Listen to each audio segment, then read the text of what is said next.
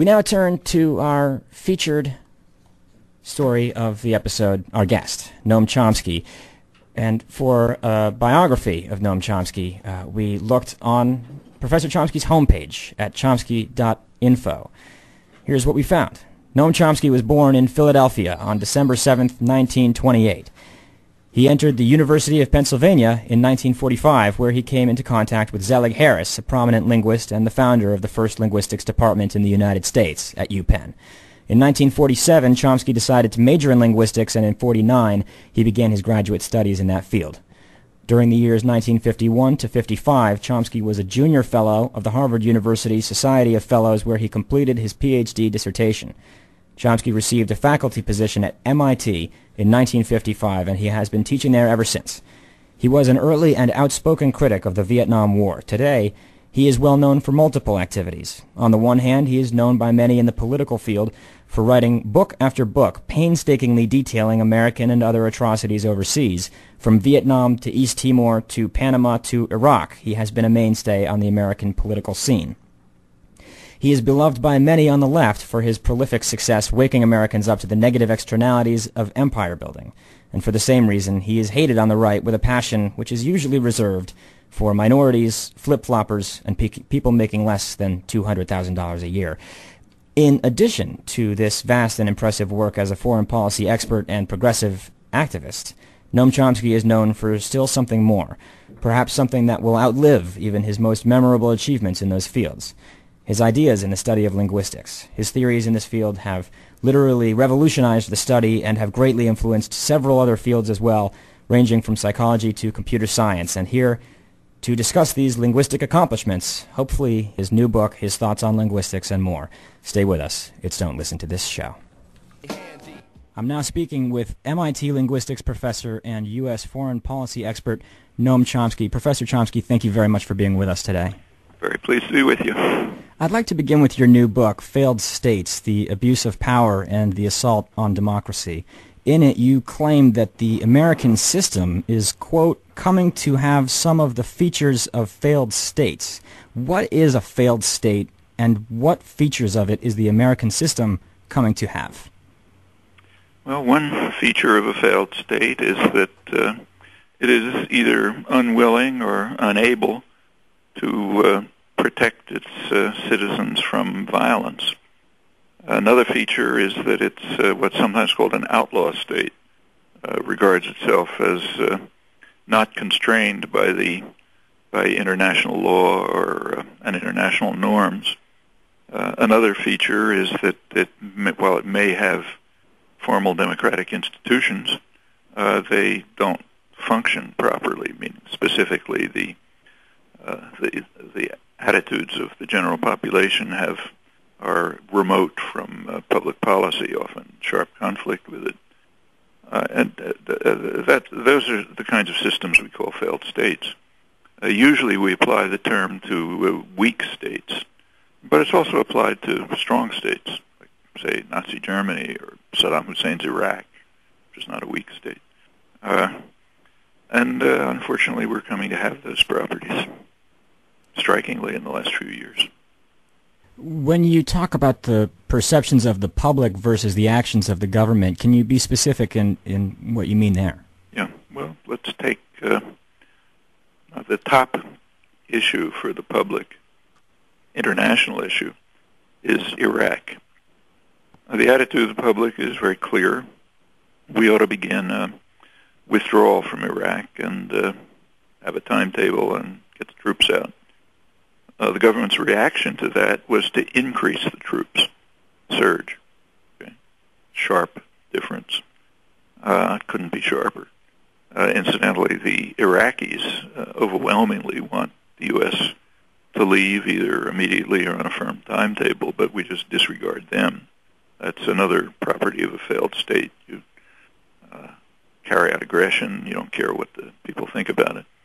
Or take the adjacent Middle East problem, Iran, which could turn into a major war.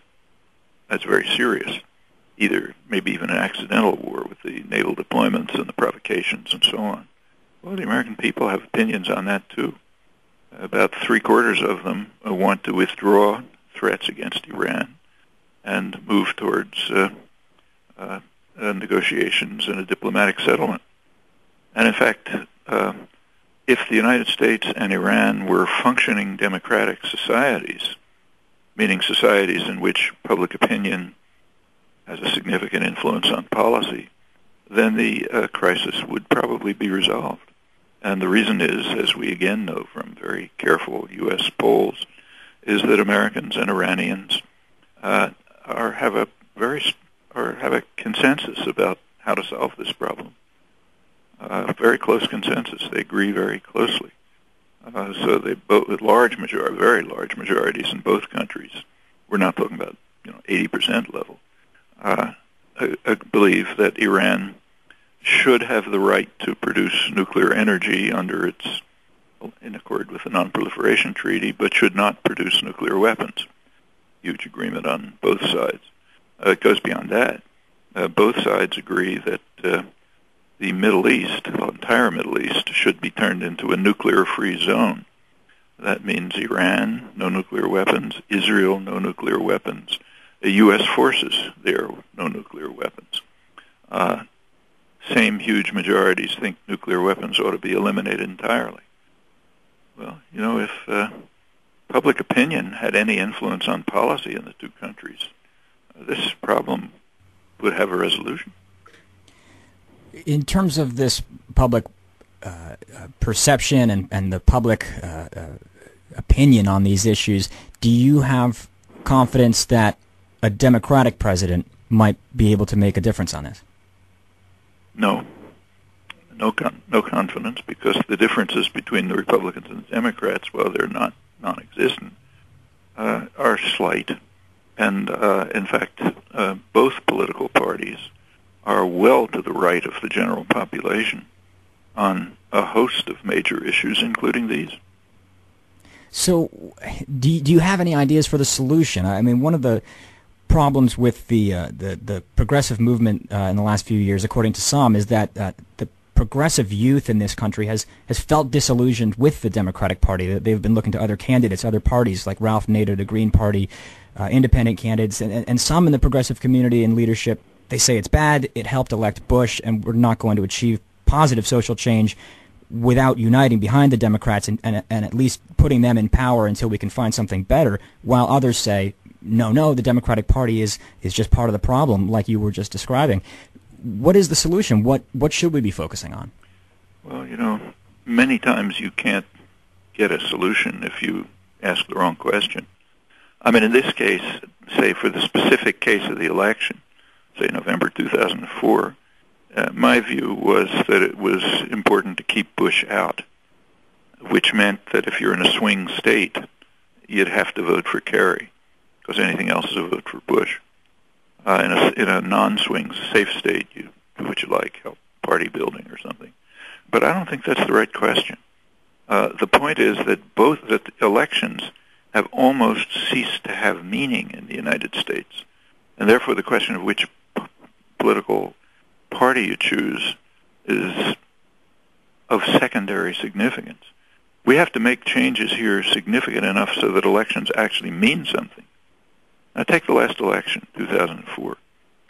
Most of the population did not know the stand of the candidates on issues. Okay? And there's a reason for that. The elections are run by the public relations industry, the same industry that sells toothpaste and lifestyle drugs on television, and they are not committed to providing information. In fact, their commitment is to delusion and deceit, and we all know that.